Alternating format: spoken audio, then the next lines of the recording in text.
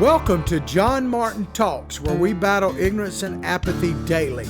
The growing ignorance of just how special this experiment we call the United States of America is, and the apathy that we can't or won't do anything and everything to save her. And boy, is she under fire at the Democratic National Convention. We're going to talk about Democratic National Convention Day 3. But before we get into that, I want to tell you once again, in case you're new to the show, first of all, good morning, welcome, howdy, how are you? Glad to have you here. We got a great giveaway for you. Check it out. All of this stuff pictured here, courtesy of our sponsor, Big Daddy Unlimited, otherwise known as BDU, and we're in the BDU studios here. You can, with no obligation whatsoever, win this prize pack. All you have to do is go to the description of our show, and no matter what venue you're watching in, there's a description at the top of the video there, above the video of our show. There's a link, says John Martin Giveaway. Just click on that link, follow the instructions, and you can have this great everyday carry pack specially designed for carrying a concealed weapon on the road, that kind of thing. Check it out. This is, as I said earlier, given to us or donated to us by our sponsor, Big Daddy Unlimited. You can help this show and help yourself by also, in the description of our show, a separate link. One is the giveaway, no obligation. The other is a sponsorship link for 99 cents on a 1 month, literally free trial. 99 cents is all it costs you. You can check out Big Daddy Unlimited. They have everything Second Amendment from A to Z, from actual guns and ammo, every kind you can possibly imagine, right down to tactical gear, swag, and all of that. You would help us greatly if you go there and at least check it out for 99 cents. What do you, as the president said, what do you got to lose? 99 cents, I suppose.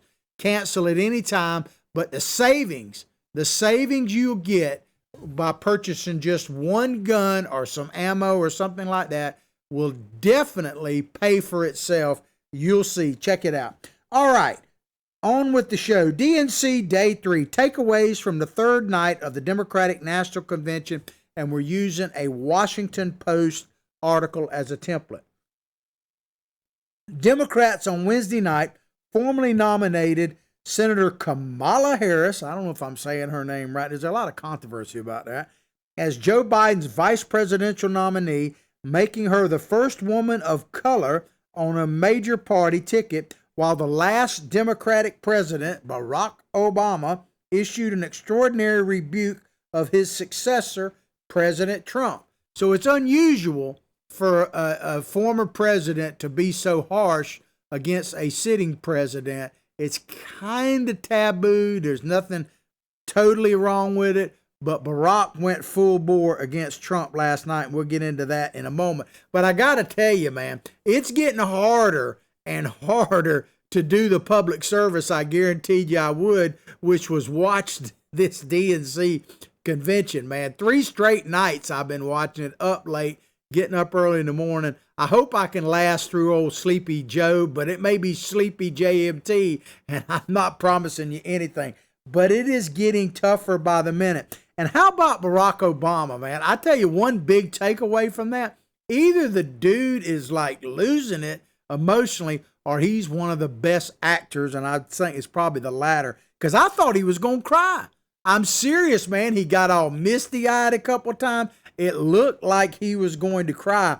And I'm kind of hoping that if he is going to cry down the stretch here, that it is a prelude of what's to come. Yeah, that's it. Make them cry again, man. I can't wait till election night if we all do our part and campaign, like my old daddy said about that we need to campaign for Donald Trump like he's 2 votes behind, and the next 2 people you see going to put him over the top. If we do our job and get out between now and November 3rd, then we can make them liberals cry again, man. And Obama will probably be at the top of that list.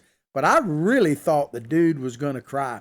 Wednesday night's acceptance speech was an opportunity for Harris. So we're going to jump around a little bit and tell you about the different people. It was basically, other than Obama, and maybe he falls in this category too, it was women's night at the DNC last night for the most part. Wednesday night's acceptance speech was an opportunity for Kamala Harris, I guess we're supposed to say it that way, Kamala. To me, it's hard to say it that way, to redefine herself after her 2020 primary campaign flamed out. I mean, at least they're admitting that it flamed out early and at a time in which she's not just vital to Democrats' 2020 hopes, but is set up to be their standard bearer in future presidential elections. Well, she might actually become president. Everybody knows that she's going to be the de facto president, her maybe co-de facto president with Bernie Sanders, because Joe Biden, man, as I say, he's an empty shell. He really is. But I like this term, redefine herself, because she also said, what did she say about the police? We need to reimagine policing in America.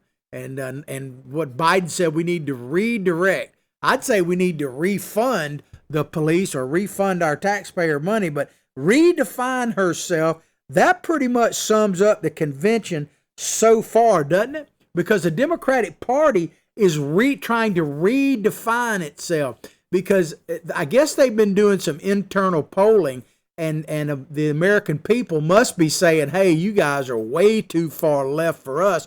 Because if you look what's been happening over the last 3 nights of the convention, I mean, the first 2 nights there were more Republicans and what do you call warmongers speaking up there. The center of the industrial military complex. There were more of them speaking than there were progressives. Like Bernie Sanders got a couple of minutes. What old AOC got like 90 seconds, that kind of thing.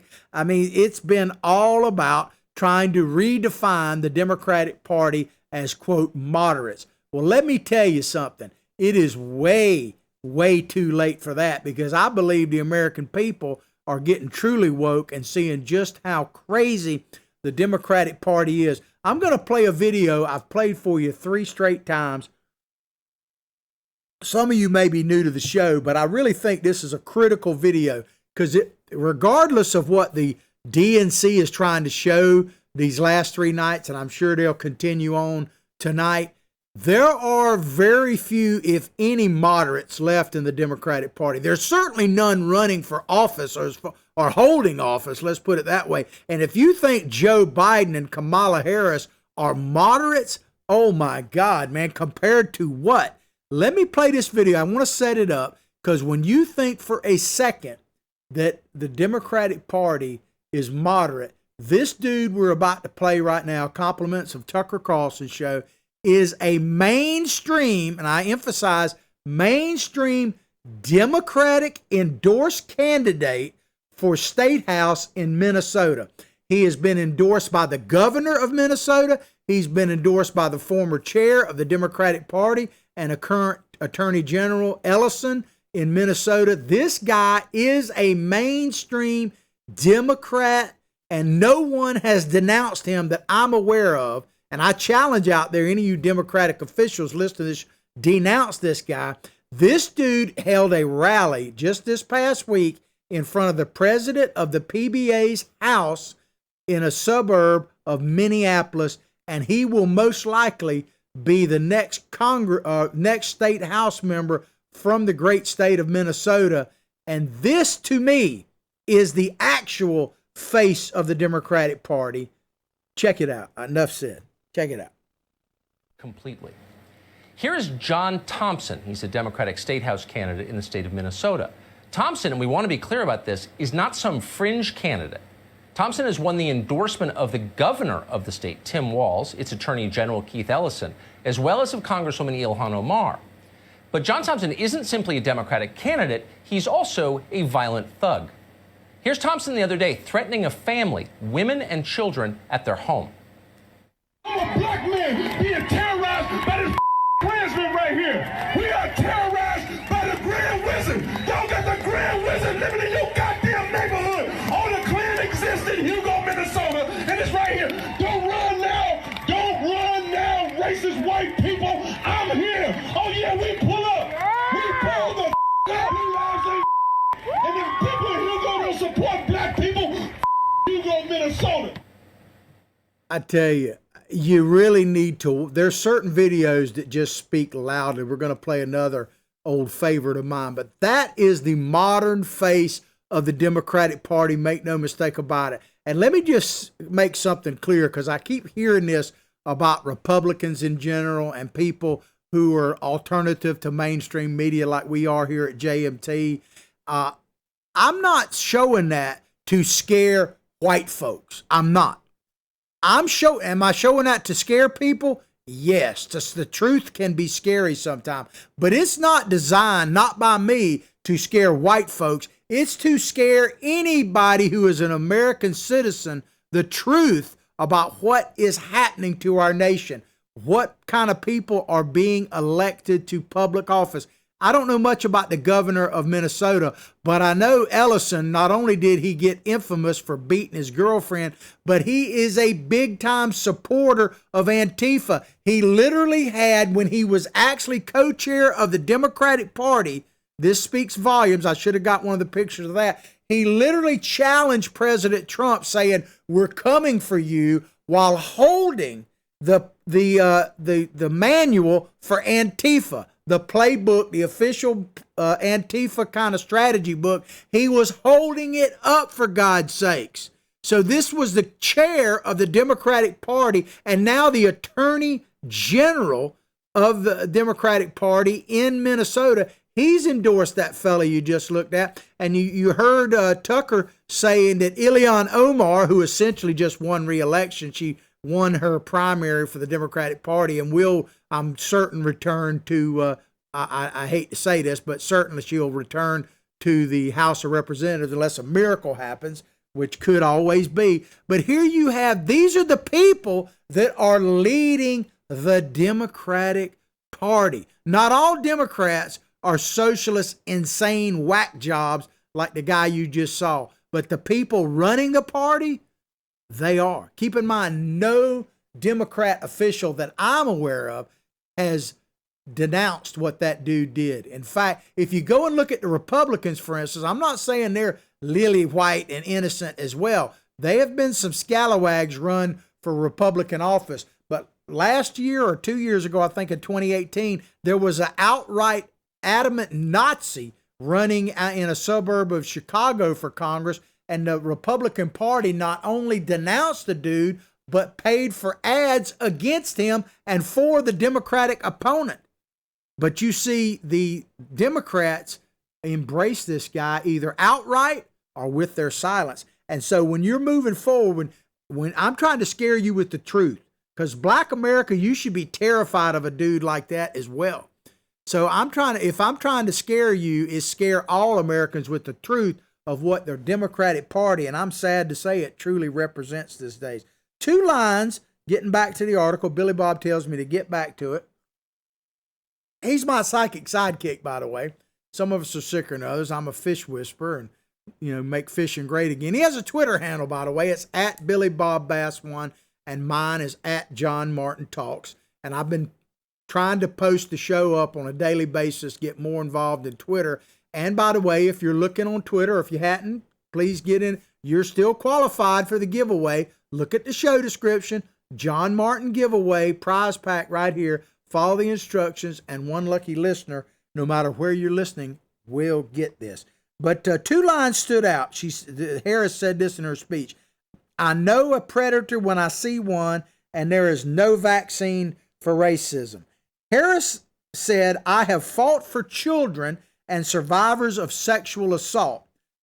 Didn't she say that she believed the accuser of Biden, accusing Biden of sexual assault? And she said that she believed that accuser or the accusers. If true, Kamala, how can you possibly be the VP for Joe Biden if you believe his accusers? Of course, I can explain that, and I will in just a moment. But she said, "I have fought for children and survivors of sexual assault. I fought against transnational criminal organizations. I took on the biggest banks, and he helped me take down one of the biggest for-profit colleges." She said, "I know a predator when I see one." Well, that is a very interesting choice of words for Kamala Harris to say. She knows a predator when she sees one. because Biden basically said the same thing in the 1994 crime bill. I'm going to play this periodically all the way up through November 3rd because I want you to see the real Joe Biden, because he's a shell of the man, an empty shell of what he once was. But this is in 1994 when he was as cognizant as he can be, and he's talking about basically white family of his that needs protection from black children that are predators on the street, and he says he really doesn't care why that black children have turned to crime. He doesn't care. He says it multiple times, but he just wants to put those predators. Well, I'll let the video speak for itself. Check it out. Back to the streets. It doesn't matter whether or not the person that is accosting your son or daughter or my son or daughter, my wife, your husband, my mother, your parents. It doesn't matter whether or not they were deprived as a youth. It doesn't matter or not whether or not they had no background that enabled them to become socialized into the fabric of society. It doesn't matter whether or not they're the victims of society. The end result is they're about to knock my mother on the head with a lead pipe, shoot my sister, beat up my wife, take on my sons. So I don't want to ask what made them do this. They must be taken off the street. That's number one. There's a consensus on that.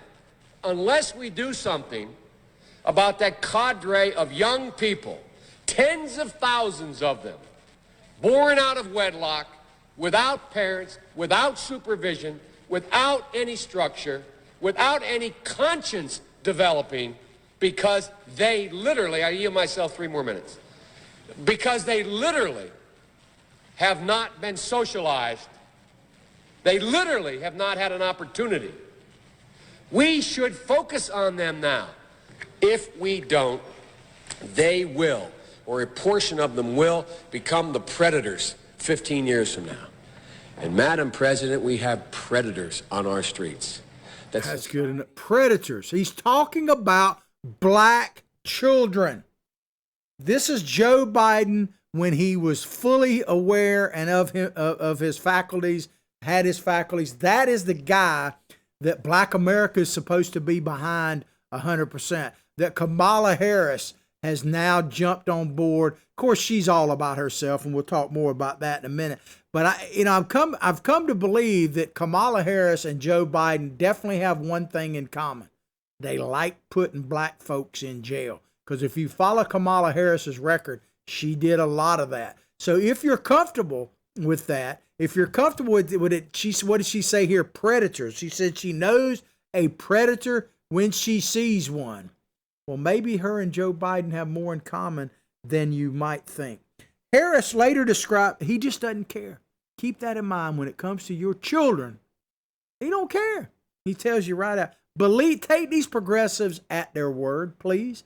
It's no mystery. Take them at their word. Joe Biden just told you when it comes to black children, he doesn't care why they became predators. They just need to be off the street. And he did a good job of that. Harris later described racial injustice as a virus, linking it to the coronavirus pandemic. Everything is corona now. Harris said, this virus, it has no eyes, and yet it knows exactly how we see each other and how we treat each other. She's talking about racism. And let's be clear, there is no vaccine for racism. That's a clever line. There's no vaccine for socialism either. And remember that meme I've posted periodically. You can vote your way into socialism, which is what will happen if you vote for her. But you always have to shoot your way out. That's just the way it is. There is no vaccine for racism. That's true. And there is no legislation for racism, especially when it comes to a person's heart. Yes, there are racists in America. I think we saw a few of them on stage last night. But there is no legislation that you can pass that will take racism out of a person's heart. We have ended systematic racism. We have. Whether or not we've ended racism is not really a question. We haven't.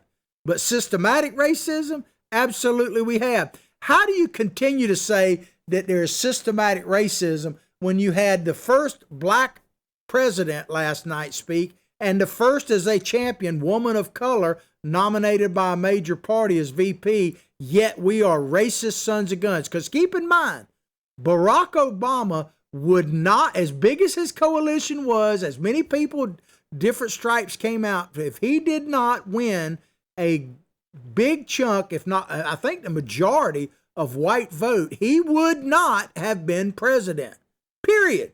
So I don't want to hear that we still have systematic racism. Racism, yes, it's in people's hearts.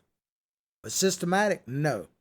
But the speech, they're saying here, the speech was short, and then they're saying short on one. Let me tell you, one blessing of this virtual convention is all the speeches have been short. I mean, Bill Clinton actually talked for like 5 minutes the night before last. People like that. Barack Obama only did about 8 minutes, maybe something like that. In the past, with the crowd out there, they would have kept going on and on and on. I don't know if you remember, I probably should play this video sometime, but Bill Clinton, when he was speaking at the convention that nominated Michael Dukakis as president, Clinton gave a speech, and literally he was so long that the powers that be were trying to drag him off the stage. People were literally reading newspapers and stuff. That dude can talk on and on. So it's been a blessing that the speeches are short. But back to the paragraph here. The speech was short on direct attacks on Trump, the traditional role of the running mate, talking about Harris's speech, but it seemed to have a path for doing what's next. It was basically a fluff speech. I mean, it was all giggles, talking about her family and everything else, and I'm not knocking her for that. It was short on substance, that's for sure, but the entire Democratic National Convention has been short on substance. About the only thing they talked about last night of substance was they reminded us that they're coming for the guns. We got to get rid of the guns, even though you think about this now. Barack Obama mentioned it, several others mentioned it. I think Michelle even mentioned it the first night. But the Obamas particularly deserve some scorn for this. They talk about gun violence. They talk about trying to, they talk about your Second Amendment rights. But when they actually could do something that would save lives, because Barack Obama talks about President Trump taking people's life, and Michelle Obama said the same thing. There's been multiple people speak about either directly on the pandemic that Trump not handling it right cost people's lives, and gun violence and everything else. But here's the real shame to me, if you really want to get honest about this. Where is Barack Obama's home and Michelle Obama? Where did they meet? Where did they call home? Chicago, right? Now, everybody knows Chicago has become one of the most violent cities in America. People literally, especially black on black crime, dying daily. Weekend, it just goes through the roof. And it escalated entirely through the Obama presidency. How many times did Barack Obama or Michelle go back home, even during the presidency, and even now that they got time on their hands? This is one thing ex-presidents should be good at, is going back and serving the community more directly. Like Jimmy Carter, love him, hate him, whatever. Habitat for Humanity, done a great job. Look at all that George Bush Jr. and Sr. did, really. And even the Clintons, to a certain extent, of course, they're always trying to feather the nest, have at least supposedly helped people. But what have the Obamas done besides build a multi-million-dollar home in the path of global warming on the beach, basically, right? So I asked this.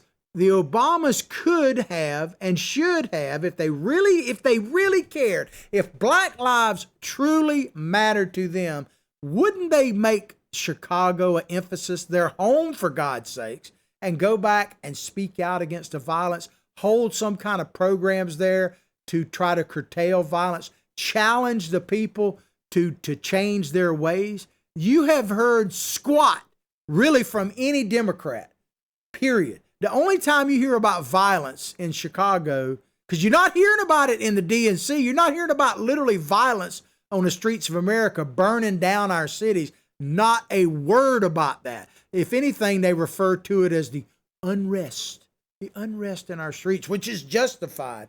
I mean, that kind of thing. It just blows my mind that they won't actually address the truth, because I guess it doesn't fit their narrative. So I don't really want to hear from Kamala Harris, from Barack Obama and Michelle Obama about gun violence when they don't do anything to save black lives, in many cases children that are literally dying on our streets right now.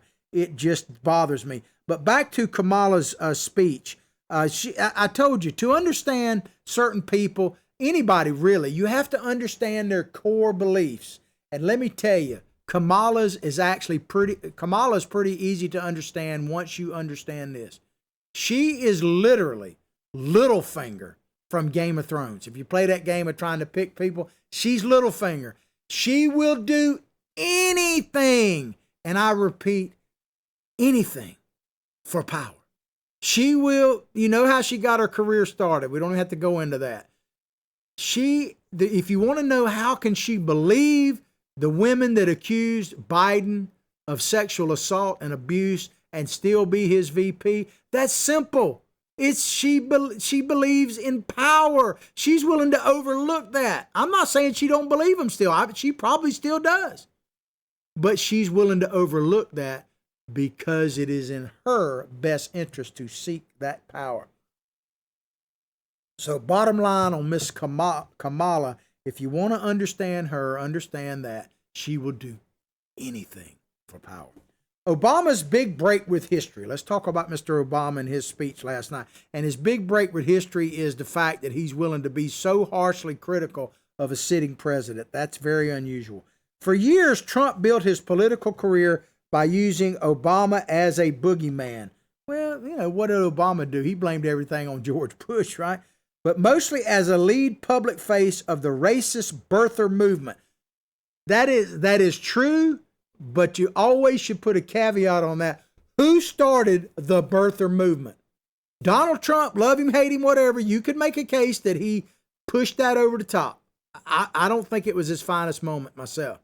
But the person that started the birther movement was Hillary Rodham Clinton, period. It's not just an opinionated fact. It is a fact. Check it out. She's the one that started. But despite this, Obama in 2016 initially offered Trump the kind of well wishes we expect during a peaceful transfer of power. Really? I mean, I guess there's that scene when Obama, Barack, and Michelle are meeting the Trumps and all, and it's a pretty pleasant scene.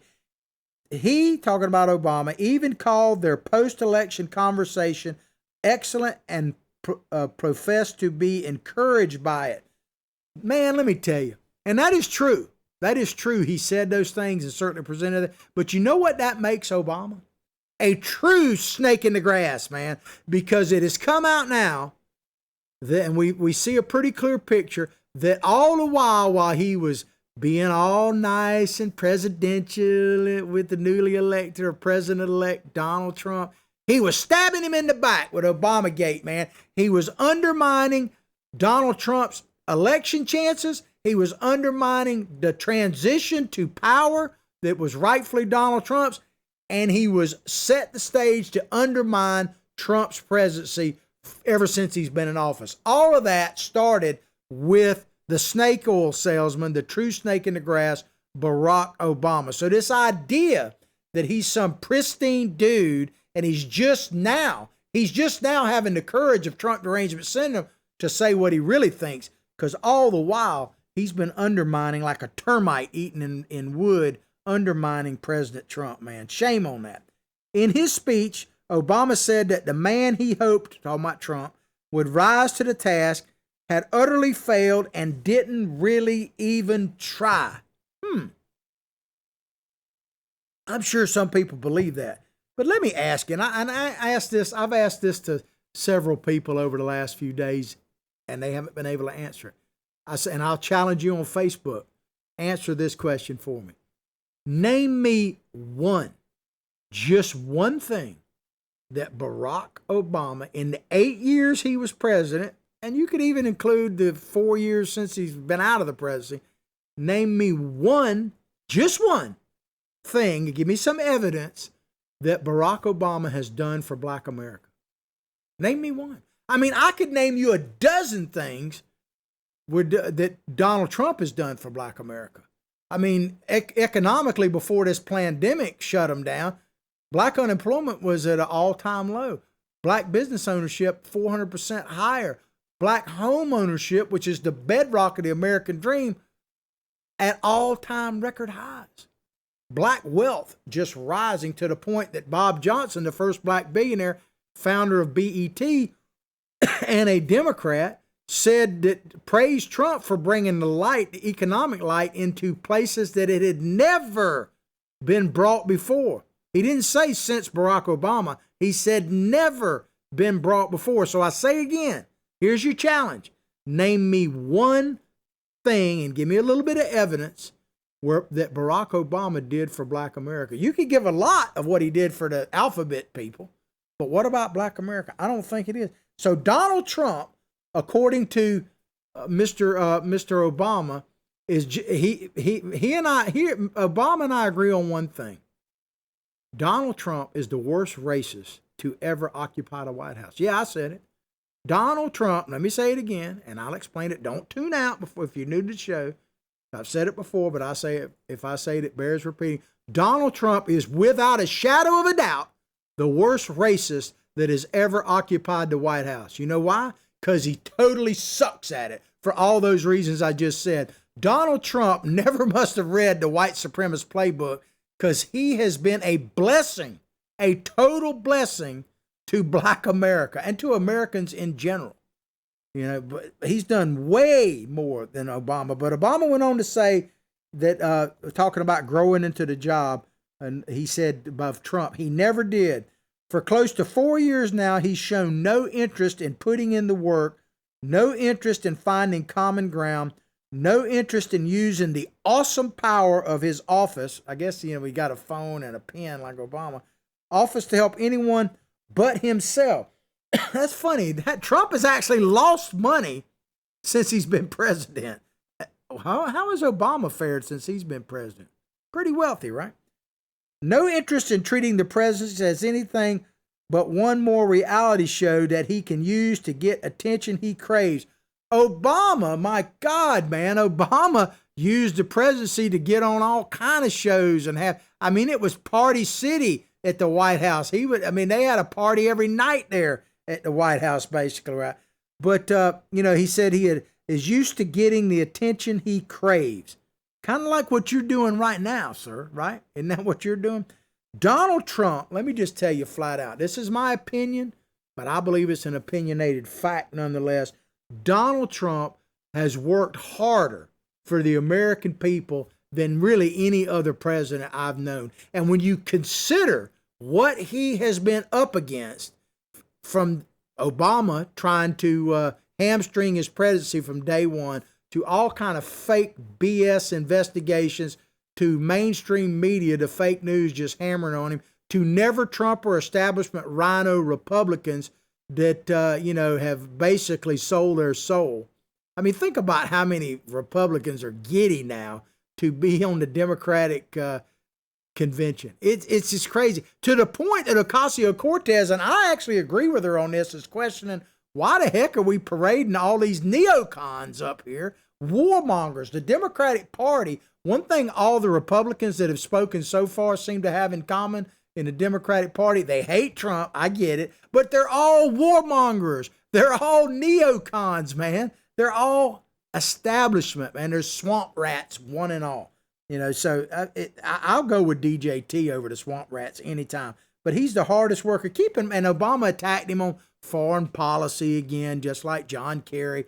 Obama got a Nobel Prize, a Nobel Peace Prize, for basically waking up one morning and having a cup of coffee. He didn't do any more than that. Donald Trump has done more to take down ISIS, to bring peace. It came out just the other day, and I hadn't really thought about this, but I got to give my buddy Tucker Carlson some credit on this as well. Donald Trump is the first president in like 40 years not to have started a new military engagement. The first one, basically not to start a new war. Obama expanded on war, started new ones here and there and everything else. One thing we see for sure, President Eisenhower's warning about the military-industrial complex is real, and it has unified the swamp rats. That's one thing that Republicans and Democratic swamp rats can totally agree on. We need more war. War, what is it good for? Absolutely everything when it comes to money, man. I mean, that's what it is. But Obama got a Nobel Peace Prize for just waking up, basically. Donald Trump, back to this. This is what Mr. Obama had to say. Donald Trump hasn't grown into the job because he can't, and the consequences of that failure are severe. 170,000 Americans dead, millions of jobs gone, while at the top, take it even more. Grown on the job. Let me ask you a question. And I hope you understand the nature of this. How did Donald Trump get elected? How in the world did a guy who's never been involved in politics, certainly name recognition, certainly the fact that Hillary Clinton was a lousy candidate, but how did Donald Trump weed his way through what many people said was the premier group of candidates, that could be certainly disputed, in the Republican Party that any party had ever put forward, like 17 people, right? How did Donald Trump become president of the United States of America? Now, obviously, a lot of you dregs and basket of deplorables like me and Billy Bob voted for the guy, right? But how did it happen? Kind of the same way that Ronald Reagan happened. You remember Ronald Reagan, unlike President Trump, had tried, kind of like Joe Biden, to run for president. And now he wasn't as lousy a candidate, but the establishment of the Republican Party just would not let Ronald Reagan break the ceiling, right? They just wouldn't have it. So how did he finally break the ceiling? Because the Republican Party, now they're all behind Donald Trump right now, but they weren't. They tried to stop him, right? So him and Reagan have a lot in common in that and many other things. How did Ronald Reagan actually crack all that and win? Now, understand, I'm not detracting when I say I'm going to give you the answer. I'm not detracting from anything Reagan did, campaigning-wise, accomplishing anything. But without Jimmy Carter, there would have been no Ronald Reagan presidency. I firmly believe that. Because Jimmy Carter was so bad and the country was going so bad that Reagan won in a landslide, right? I mean, so think about this. How did Donald Trump come from literally nowhere to be president of the United States? There's multiple reasons, but I would maintain that without the presidency of Barack Obama, we would not have had a Donald Trump. So Obama needs to take a look at that right there. That if the country was so great under him and Joe Biden, why did we turn 180 degrees and elect Donald Trump? Think about that. Check my time. We're doing pretty good. The comments echoed former First Lady talking about Mr. Barack Obama, echoed his wife Michelle Obama's speech Monday night when she said Trump cannot meet this moment. He simply cannot be who we need him to be for us. So Biden can. That's what gets, so they're saying Donald Trump can't meet the moment.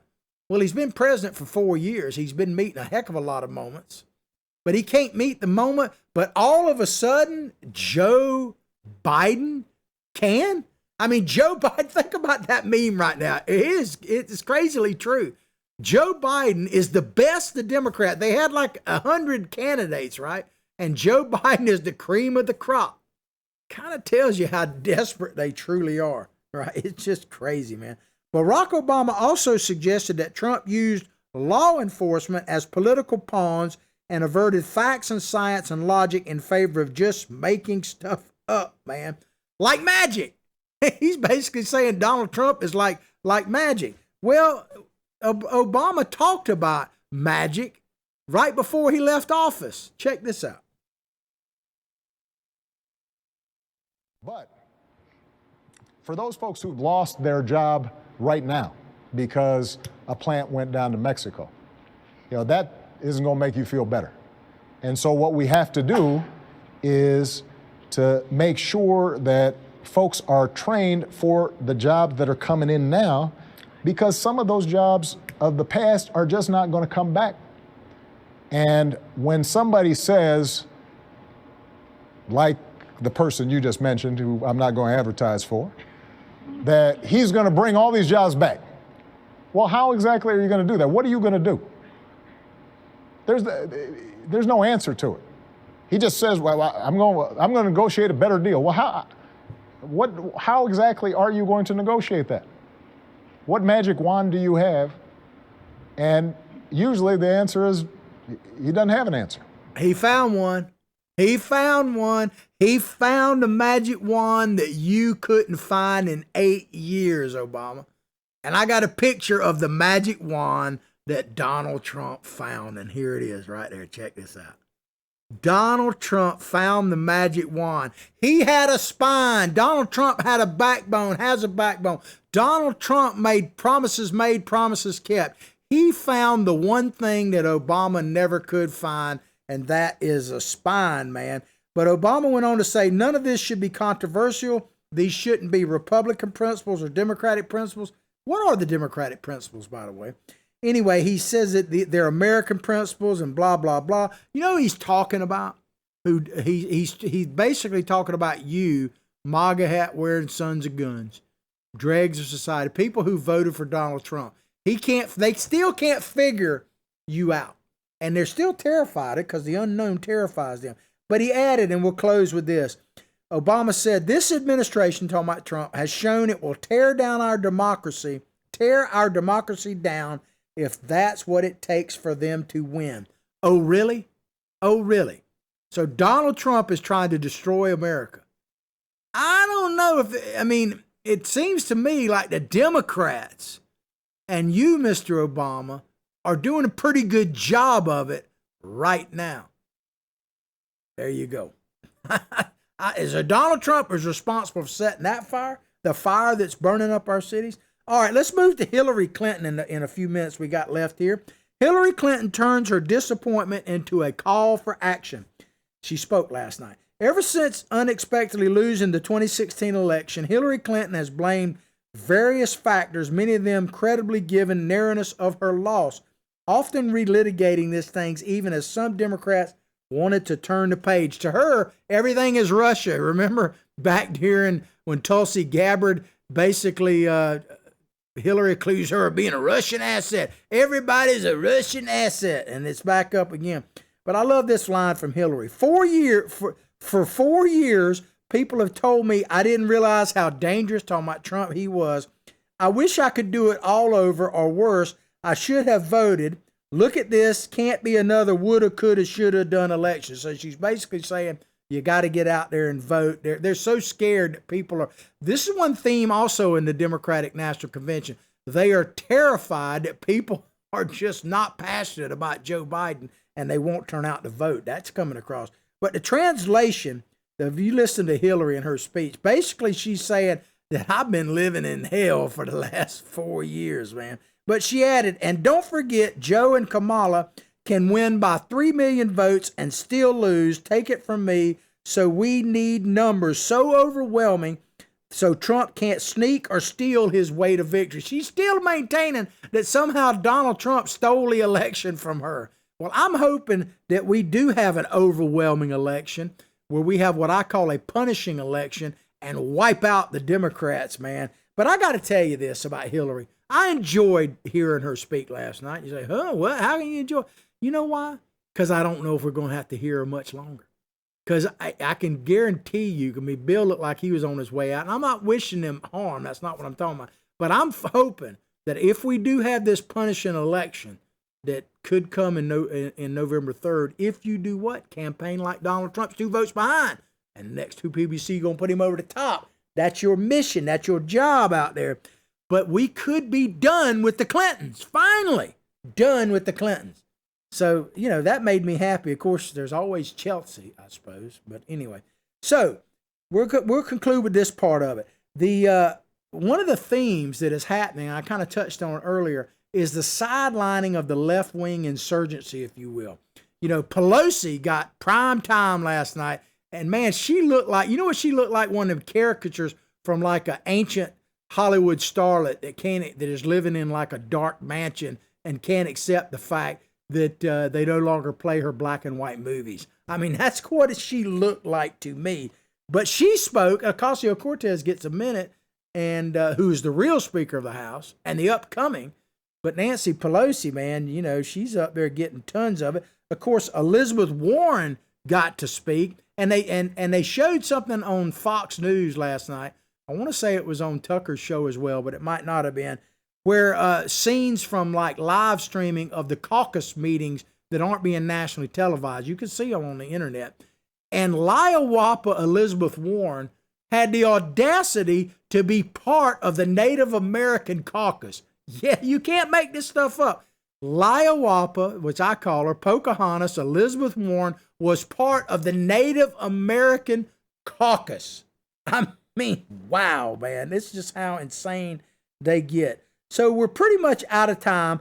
I want to tell you a quick story.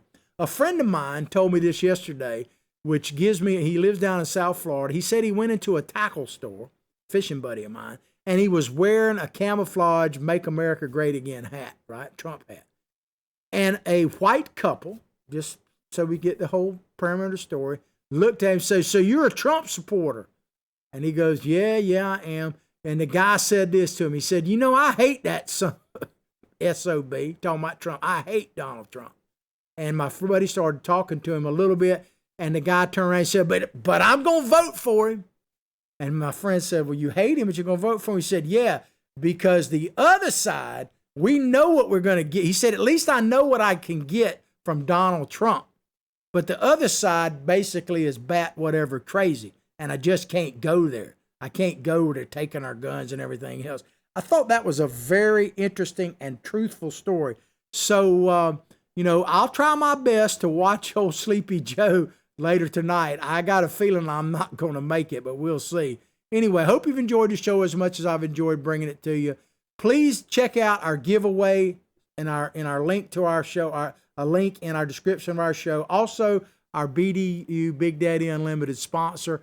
You know, I say not everybody can be a fighter, but you can help a fighter. Check out our sponsorship link. Go there and help us. Share the show far and wide. I'll pray for you. You pray for me. Let's all pray for this great nation. It needs it now more than ever. But above all else, like I say each and every day, from my heart, from my family to yours, have a blessed day.